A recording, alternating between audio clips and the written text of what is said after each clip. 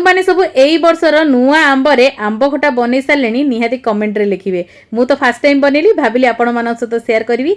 आज आम आंब खटा बनवा टिके अलग प्रकार बनवा जेमती कि टेस्ट पूरा जबरदस्त रहिबो।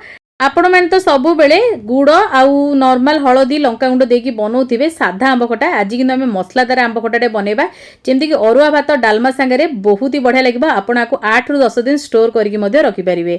नमस्कार, ओडिया बो रोसई को आपण मानकु बहुत बहुत स्वागत। एठी देखनु मु तीनोटी आंब नेइथिली आ मीडियम साइज रो आंब अछि। एबे तो सब मार्केट को एमदी नुवा नुवा आंब आछि, मु सेइथरे ही बनेछि। आ आको आमे प्रथमे सफा करके प्रथमे काटी नबा। तो एमदी मु बड़ बड़ आकार करी काटी नेछि। आपनकु जेमती पसंद आपण काटी परिबे। मु एठी चोपा रखिछि, आपण चाहिले चोपा मध्य काटी परिबे। मु आंबर कोनोसी जिंस नष्ट करेनी, तेणु करी मु चोपा रखिछि।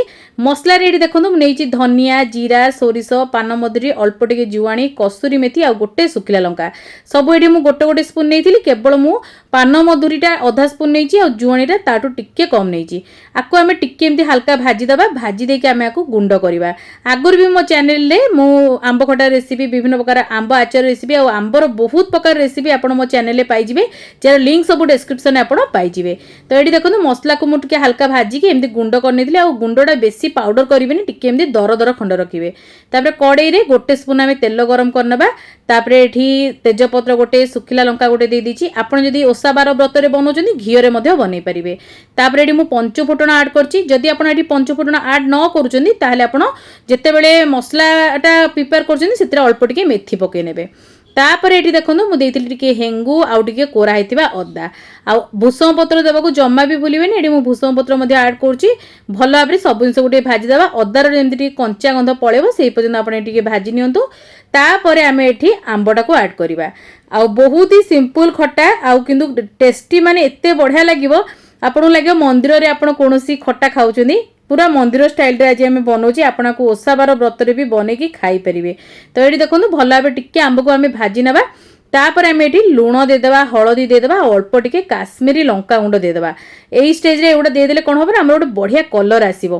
तो एठी मु आगुआ दे दीची काश्मीरी लंका गुंड, पछरे देबेनी, एई स्टेज रे ही देबे। देखिबे माने कलरटा बहुत सुंदर आसे हमर तरकारी रो। आ राग पई मु गोटे लंका जो गुंड करथली सेटा राग करइबो आ एटा बढ़िया कलर आनिबो।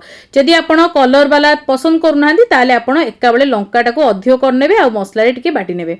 तो एठी देखंतु भलो भाबरे टिके भाजी देली 1 रु 2 मिनिट। तापर आमे एठी गोटे ग्लास आमे पानी ऐड कर दबा।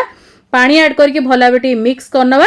आउ तापर आमे आंब को टिके सिजिया पई रखिनबा। एठी मु टिके अधिक पानी देइची, काहे देइची सेटा मु पछरे कहबी अधिक पानी दबा द्वारा कोन हुए।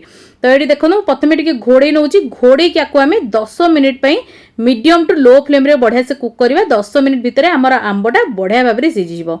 10 मिनिट पर एठी देखनु मित्र काढुची आंब हमर सिजि जाईची, किंतु पानी अंश देखुथिबे टिके अधिक जणा पड़ची। एमिति पानी थिबा अवस्था रे ही आपण कोन करिवे ना गुड़टा को ऐड करिवे। आपण चाहिले चीनी मध्ये पकई पारिबे। एमती पानी थिबा अवस्था रे हमें गुड़टा पकेले कोन होबो ना गुड़र पानी अंश थाए सेटा मध्ये बाहरिबो।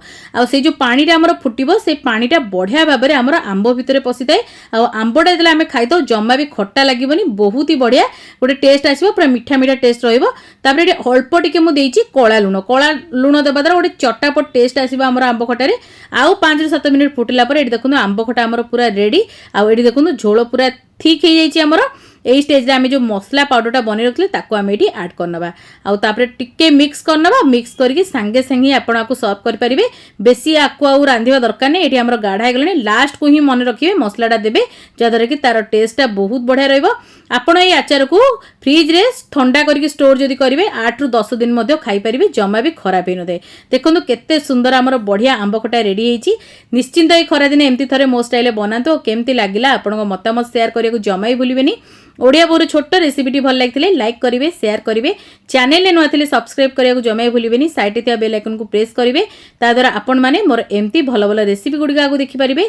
जदि फेसबुक पेज रे देखुचंदी नियाती एबे पेज को फॉलो करिवे, लाइक शेयर देबे, कमेंट माध्यम रे आपण मतामत शेयर करिया बिल्कुल भी भूलिबेनी। एजाय जदि मोर इंस्टाग्राम पेज को फॉलो करनांदी नियाती एबे फॉलो करनियंतु। सेठी मध्ये म आपण मानो पे बहुत ही बढ़िया बढ़िया जिंस पोस्ट करते। जदि किछि नुआ रेसिपी देखिया को चाहउचंदी कमेंट सेक्शन रे लिखिए, मु निहाती एबे आनिया को चेष्टा करिवि। आगु को ओडिया बो बहुत सारा बढ़िया बढ़िया रेसिपी सब नहीं आसो। तो आज एति की जय श्री जगन्नाथ।